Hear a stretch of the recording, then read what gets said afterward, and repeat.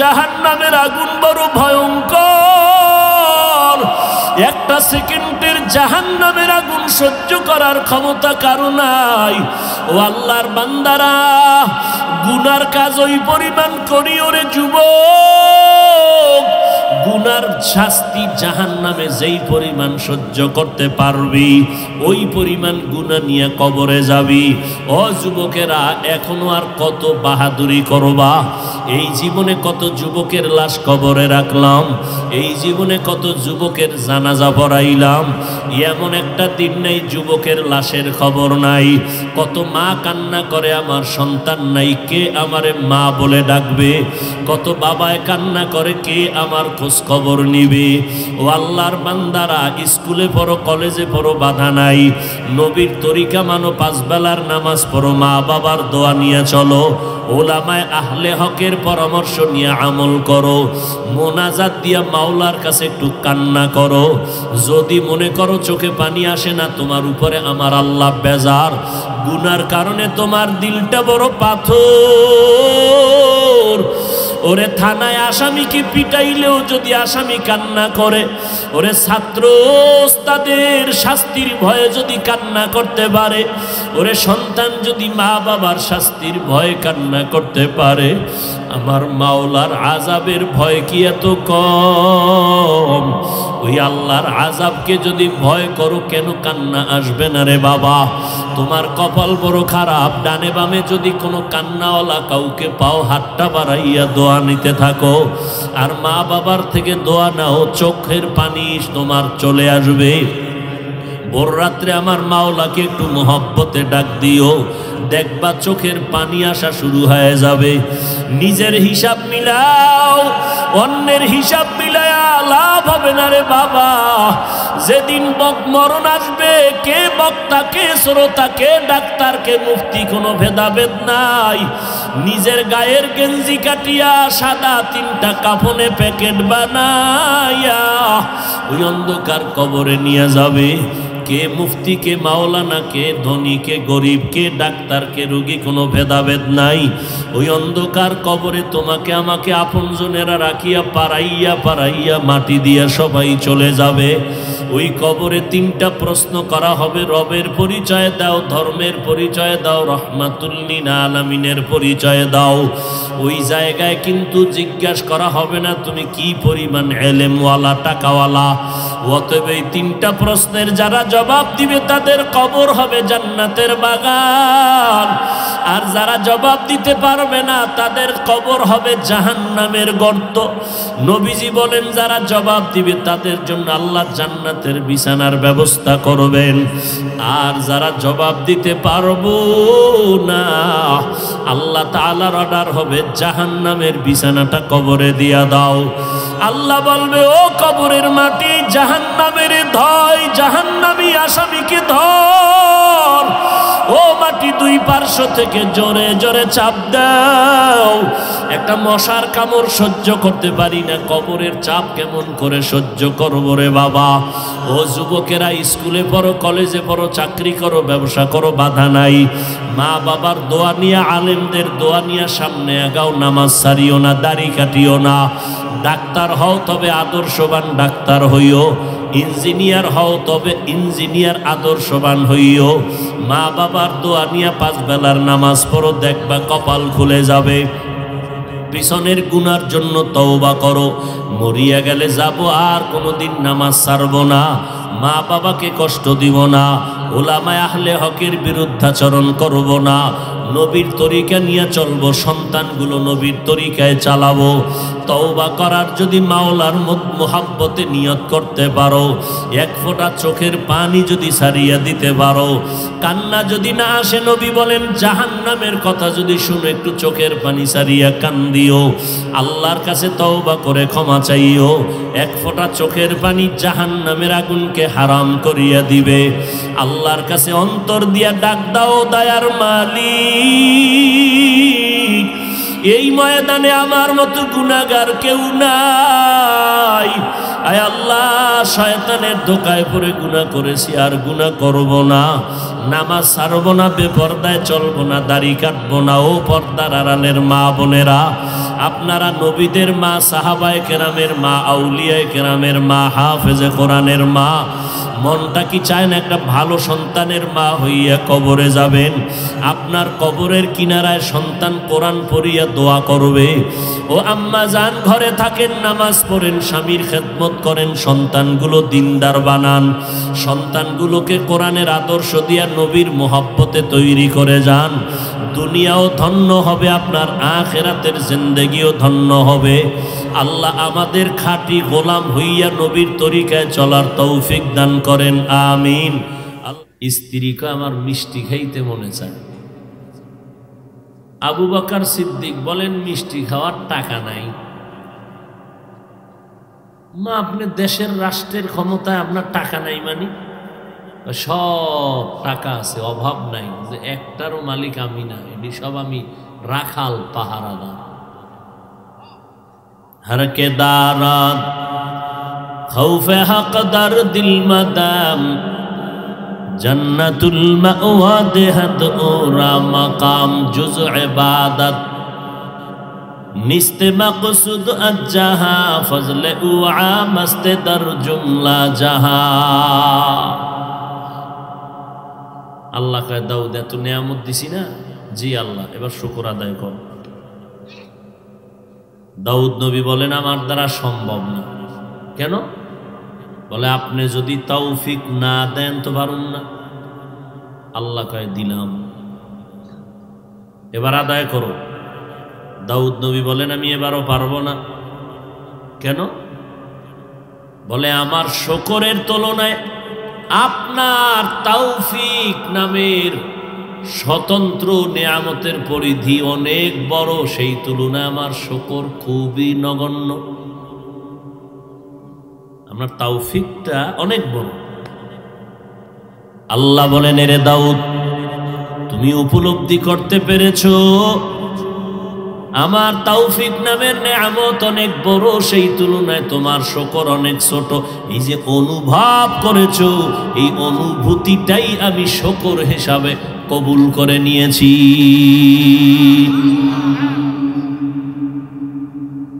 শুকরে নিয়ামত, নিয়ামতাত আফজুকুনাত, কুফরে নিয়ামত আজকাফাত বিরকুনাত, তা কিয়ামত গর্বগুয়াম জিকানাম, সদকিয়ামত বগুজার দিনা তামাম। ওয়াজ মাহফিল এলাকার জন্য নিয়ামত। আলহামদুলিল্লাহ বললে শুকরের হক আদায় হবে না। ভালো করে আজকে থেকে কলবে লিখে নেন, আলহামদুলিল্লাহ শুকর, এটা হক আদায় হইব। একজনের তসবিটাই না, বিশাল এক তসবির দানা মসজিদের বারান্দায় বয়ে খালি আলহামদুলিল্লাহ আলহামদুলিল্লাহ 100 বার হওয়ার পরে একটা বিড়ি, হক আদায় হবে? আল্লাহর নিয়ামতের শুকরের হক আদায় করার পদ্ধতি, আল্লাহ যেই নিয়ামত যেই কাজের জন্য ব্যবহারের জন্য দিয়েছেন, ওই নিয়ামত ওই কাজে ব্যবহারের নাম শুকরের হাকিকত। ওয়াজ মাহফিল এলাকার জন্য বড় নিয়ামত। আসছেন, আল্লাহ নিয়ে আসছেন, আপনারা কেউ গায়ের জোরে আসতে পারেন না, আল্লাহ নিয়ে আসছেন। উচিত কি? হুজুর আসছে, বয়ান শুনবেন, কান্না করবেন, তওবা করবেন, দিলের মধ্যে কথা ঢুকাবেন, ওদিকে খেয়াল না কইরা যেই গজব লয়ে 24 ঘন্টা মরে, ওইটা ওই বেহেশতের বাগানে এটা নিয়েই বসে আছে। দেখায় হুজুর চিনেন নিয়ে পারে না, এই যে মোবাইলওয়ালা আমি। জিনেরা কয়, হুজুরে না দেখলো আমরা দেখছি, মোনাজাতের পরে টের ভাবি। কি ঠিক?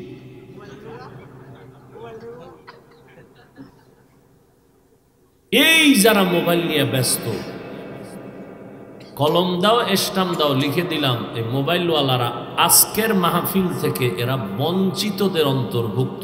এরা বরকত পাবে না, পাবে না, পাবে না। এরা অকৃতজ্ঞ, এই ওয়াজ পাইয়া শুকর আদায় করে নাই। ধ্যান খেয়াল ওয়াজের দিকে না, গজবের দিকে।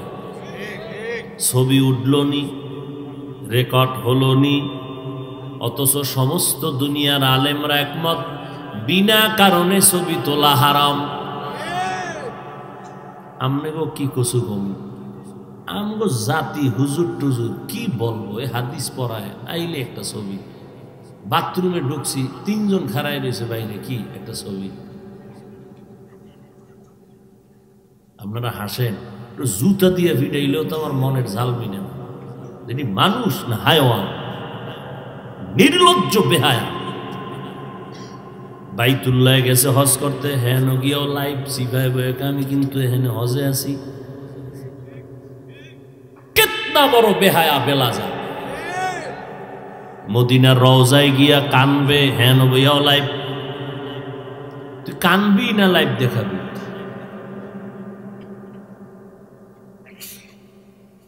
हर के दारात खौफे हक दर दिल मदाम जन्नतुल मावा देहद उरा मकाम। मोबाइल नामेर एटम बम আল্লাহর নেয়ামতের পথে বাধা, আল্লাহর নেয়ামতের পথে প্রতিবন্ধক এই মোবাইল। এমন একটা বয়ান নাই যেখানে এই গজবের বিরুদ্ধে কথা বলি না।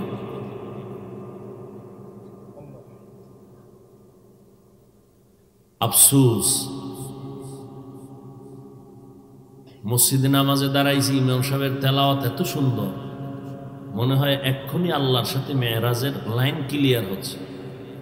ফট করে মোবাইলের রিংটোন বাজলো, টোটাল মসজিদের মুসল্লিদের নামাজটাকে ধ্বংস করে দিল।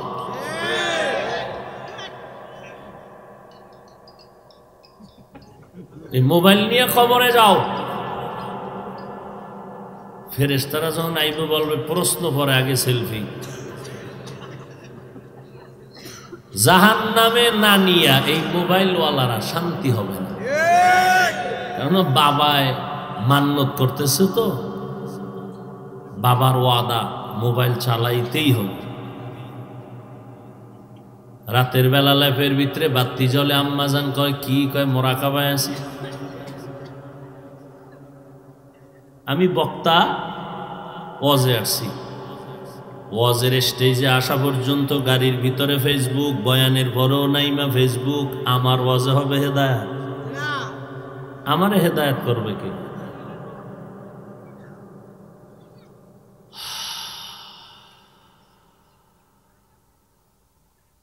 লা ইন শাকারতুম লা আযীদান্নাকুম ওয়া লা ইন কাফারতুম ইন্না আযাবি লাশাদীদ। দুনিয়াতে সব আল্লাহর নেয়ামত, এর মধ্যে মৌলিক কয়েকটা নেয়ামতের কথা বলে আমার পরে বয়ান আছে কারো, মোনাজাত দিয়ে চলে যাব। সব থেকে মৌলিক নেয়ামতের একটা আমি মানুষ। হাজারো কোটি নেয়ামতের মধ্যে একটা মৌলিক নেয়ামত আমি মানুষ। আল্লাহ আমারে মানুষ না বানাইয়া যদি আমারে পশু বানাইতেন, কারো কিছু বলার ছিল না।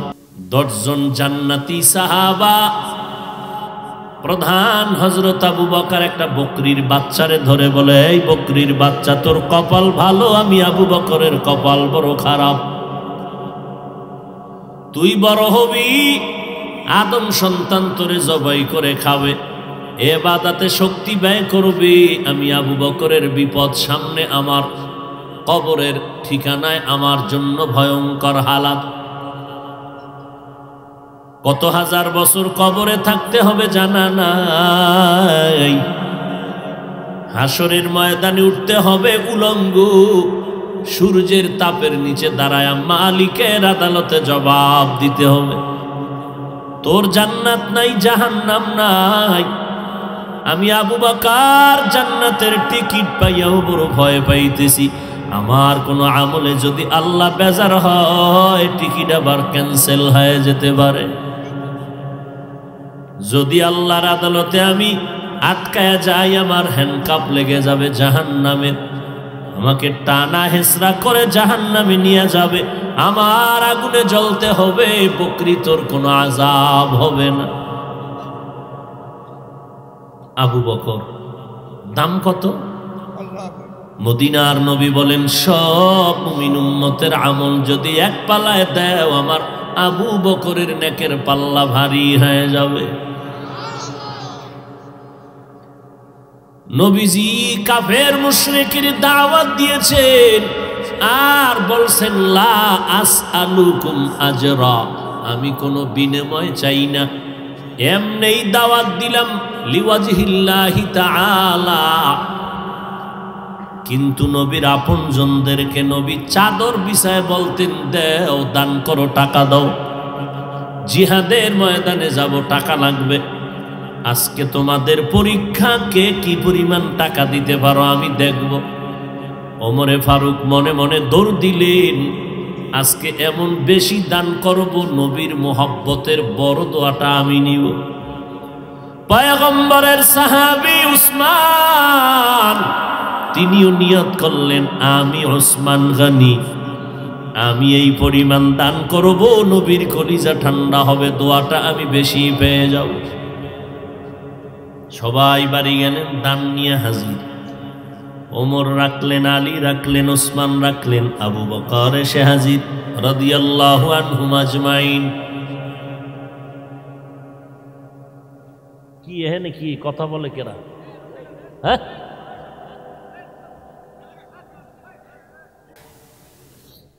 কি এখানে মওদুদির মুরিদ টুরিদ আসেনি আমার? হ্যাঁ,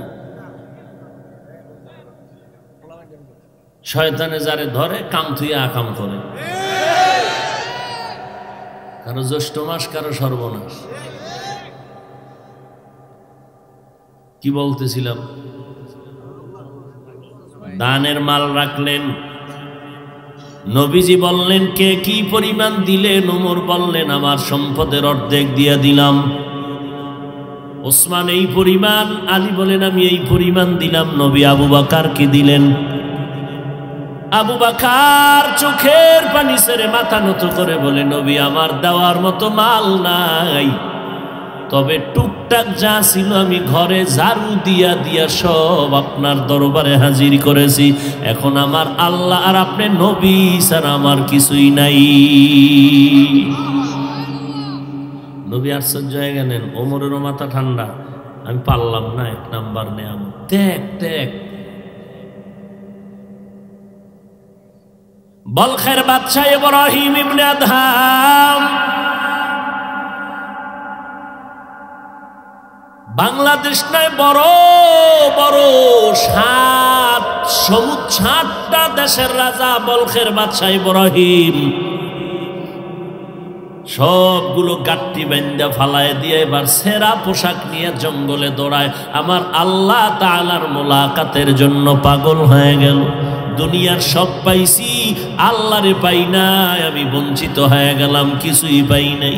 এবার দৌড়ায় জঙ্গলের কিনারায়, সমুদ্রের পারে এক জায়গায় গিয়ে পড়ছেন, দেখে সেখানে আর এক বুজুর্গ বয়ে বয়ে তসবিহ টানে।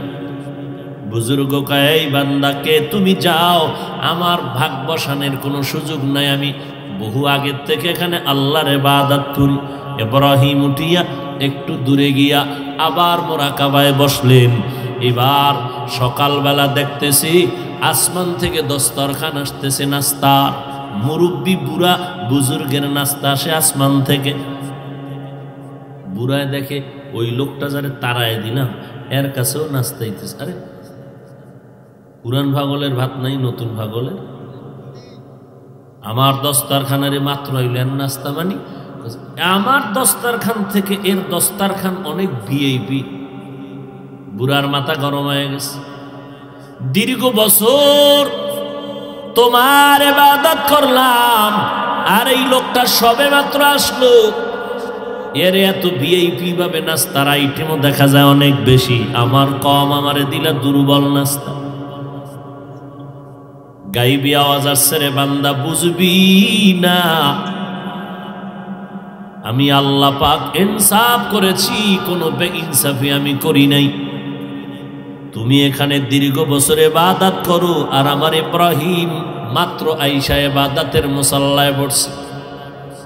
এই হিসাব আমার কাছে চলে না, আমার কাছে চলে বান্দার কোরবানি। আমার ইব্রাহিম কি চাইরা আসছে তুই জানো? বিশাল বড় অট্টালিকা, বিশাল বড় রাজপ্রাসাদ ছেড়ে আসছে। ওর যেই পরিমাণ ত্যাগের 1000 গুণের একটা অংশ ত্যাগ তোমার নাই। আবু বকর এই কথা বলায় নবী আশ্চর্য হয়ে গেলেন। জিব্রাইল আমিন আসছেন, নবীর কানে লাগায় দিয়ে বলেন, নবী আবু বকরকে আমার আল্লাহ আপনাকে সালাম দেয়। আজকে আবু বকরের আলাদা করে আল্লাহ সালাম দিয়েছেন। আর আল্লাহ জানতে চেয়েছেন আবু বকরের মনের হালাতটা কেমন। নবী বলেন, জিব্রাইল আইছে আবু বকর, আল্লাহ নিজে আজ আপনাকে আলাদা করে সালাম দিয়েছেন, আর আল্লাহ জানতে চেয়েছেন আপনার অন্তরের কি হালাত। আবু বকর কাঁদেন আর বলেন, পয়গম্বর, আমি ছিলাম আরবের মধ্যে জাহান্নামের একটা লাকড়ি। কে চিনতো, কে জানতো আমি আবু বকর? আল্লাহ আপনার সোহবতে আসার কারণে আজ আমার কপালের দরজা এমনটাই খুলে গেল যে আল্লাহ নিজে আমারে সালাম পর্যন্ত পাঠায় দিয়েছে। আমার মনের হালাত বলার কোনো ভাষা নাই। যেই আল্লাহ আমারে সালাম দিছে, আমি আবু বকরের মনের হালাত আর কেমনে ব্যক্ত করব? আল্লাহ আপনার বদৌলতে আমার এত মর্যাদা দান করেছেন। জান্নাতের টিকিট পাইয়া আবু বকর সারা রাত কাঁদতেছে। নবী কান লাগায়া শুনে কান্নার আওয়াজ।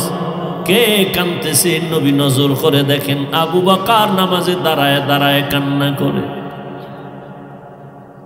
কই আজকে কান্নার কোনো বয়ান নাই, যারা করে তাও কম। আবার একদল বিরোধিতা করে, আবার ওদিক দিয়ে কালা চশমার হুজুরে কান্নার বিরুদ্ধে আবার লাইভে বয়ান করে,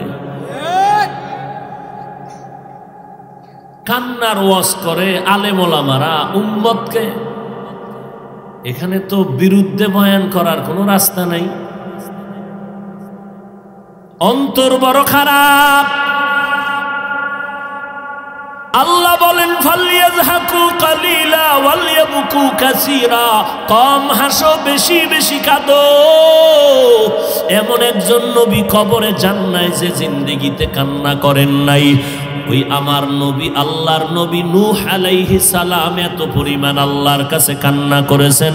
আল্লাহ নূহ নবীর নাম না ধরিয়া কান্না শব্দ দিয়া ডাক দিয়া বলেন, ইয়া নূহ, ও ক্রন্দনকারী আমার বান্দা।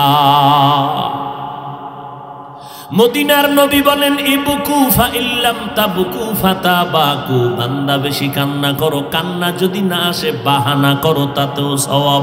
কিন্তু নিমক হারামের দল এই সমাজে বসবাস করে। একদল মুসলমান নিজেও কান্না করে না, একদল কান্না করে তাও পছন্দ করে না, আবার একদল কান্না আসে না বাহানা করে।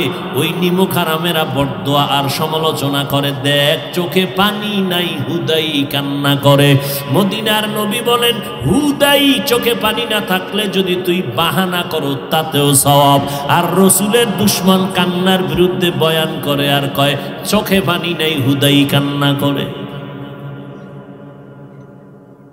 অথচ এমন একজন আল্লাহর ওলি জমিন থেকে বিদায় হন নাই যে কান্না করেন নাই।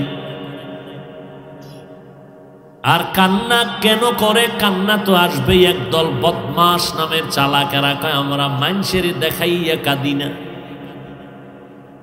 আর একদল চালাক বদমাস এরকম মানুষের দেখায় কাঁদি না। ওরে আহমক, আল্লাহর ভয়ে যদি তুই কান্না করো,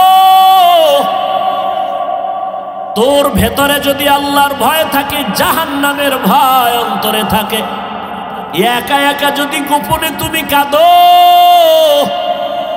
আর কোন ওয়াজের প্যান্ডেলে আল্লাহওয়ালা যদি জাহান্নামের বয়ান করে, তোর ইচ্ছা করে কান্না লাগবে না, দেখবি অজান্তেই চোখের পানিগুলো পড়তে শুরু হয়ে যাবে।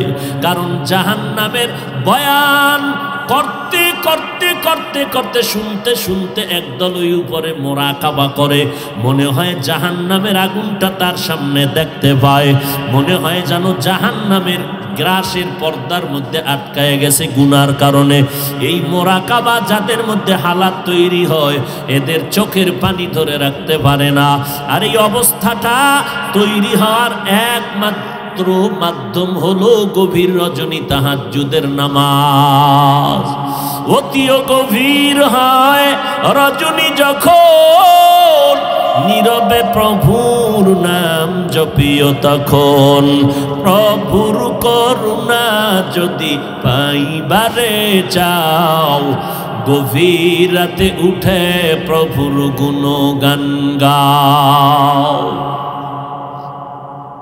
এমন একজন আল্লাহওয়ালা নাই যে কান্না করেন নাই, জীবনটা কান্নায় কাটায় দিলেন। আবু বকরের ইতিহাস দেখবেন কান্না, ওমরের ইতিহাস দেখেন কান্নার আওয়াজ, ওসমান রাদিয়াল্লাহু আনহুর ইতিহাস দেখেন কান্নার আওয়াজ। ও আল্লাহর বান্দারা, কান্না করিয়া করিয়া করিয়া জীবনটা কাটায় দিলেন।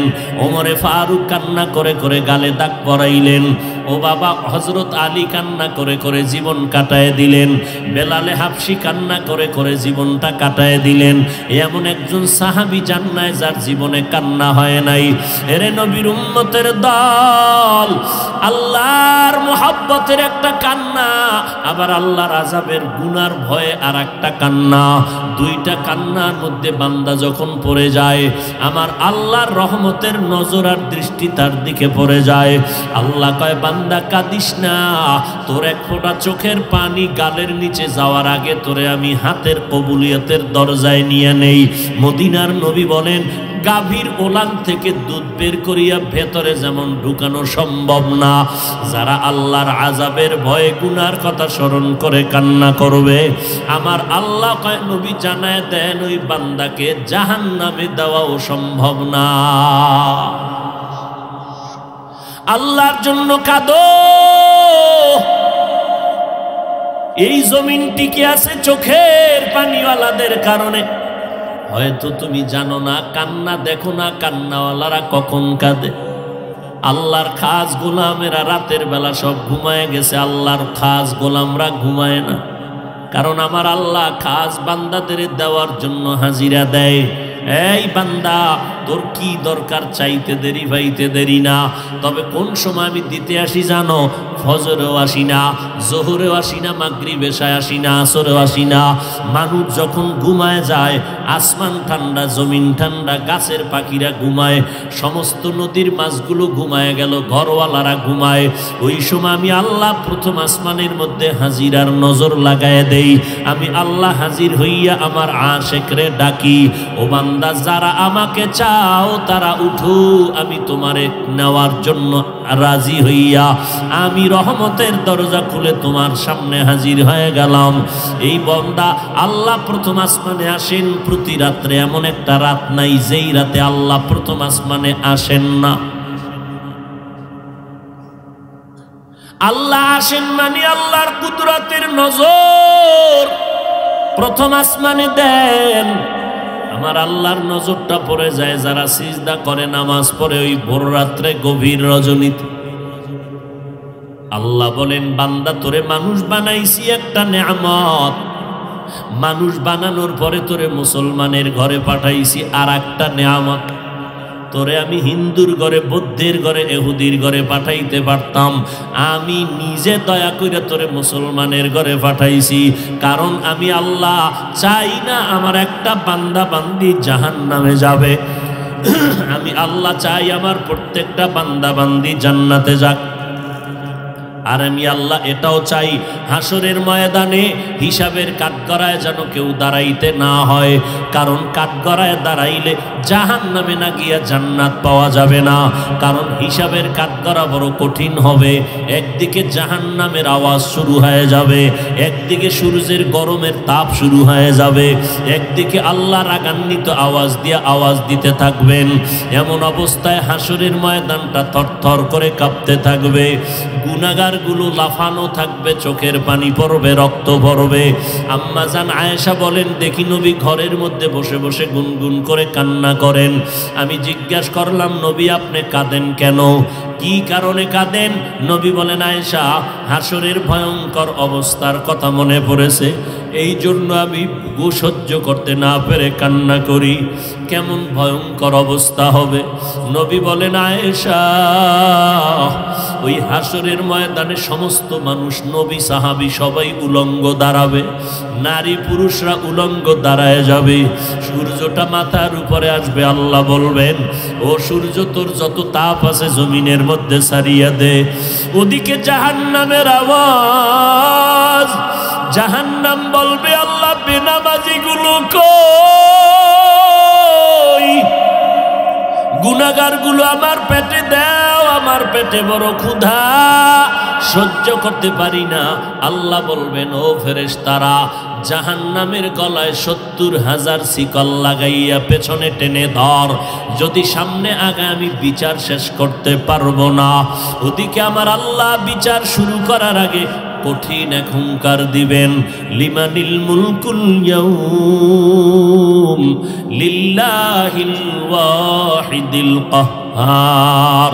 মদিনার নবী বলেন, আয়েশা, এমত অবস্থায় সূর্যের গরমে জমিনটা হয়ে যাবে তামা, জাহান্নামের আওয়াজ, অপরদিকে আবার আল্লাহ পাকের কুদরতের রাগান্বিত আওয়াজ। এই অবস্থায় নবীরা পর্যন্ত গুনাহ নাই, তারাও নাফসি নাফসি বলে কান্না শুরু করবেন আর বলবেন, আল্লাহ আমাকে বাঁচান। উম্মতের কথা কোনো নবীর মনেই থাকবে না, নিজেকে বাঁচানোর জন্য কানবেন। ঈসা নবী কানবেন, মূসা নবী কান্না করবেন, ইব্রাহিম নবী কান্না করবেন। আম্মা জান আয়েশা বলেন, নবী আপনি তো দো জাহানের সরদার, ওই কঠিন সময় আপনি কি করবেন? নবী বলেন, আয়েশা, ওই সময় আমি নফসি নফসি বলে কাঁদবো না, আমি আমার উম্মতের জন্য মাকামে মাহমুদ সিজদায় পড়ে কাঁদবো আর বলবো, আল্লাহ আমার উম্মত গুলো বাঁচাও, আমার একটা উম্মত যেন জাহান্নামে না যায়।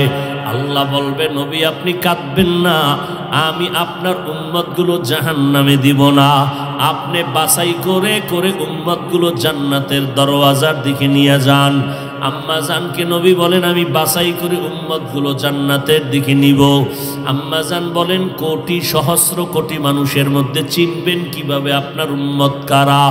নবী চোখের পানি ছেড়ে বলেন, আয়েশা, ওই কঠিন মুসিবতের সময় হাজারো কোটি মানুষের ভেতরে আমার যারা খাস উম্মত, দুনিয়াতে 5 বেলা রুজু বানাইয়া নামাজের সেজদা দিয়েছে, হাসরের কঠিন সময় আমি দেখব ওই আশেকদের অজুর অঙ্গগুলো নূরের আলোতে ঝলমল করতে থাকবে।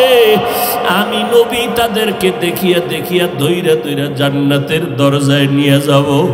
আমি আমার উম্মতের জাহান্নামে রাইখা জান্নাতে ঢুকব না।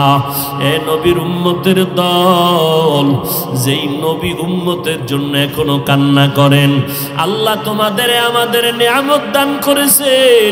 আমরা মানুষ বড় নিয়ামত, মুসলমান হইতে পারলাম বড় নিয়ামত, আরো বড় নিয়ামত আল্লাহ তোমাদের আমাদের আখিরি নবীর উম্মত বানাইছেন।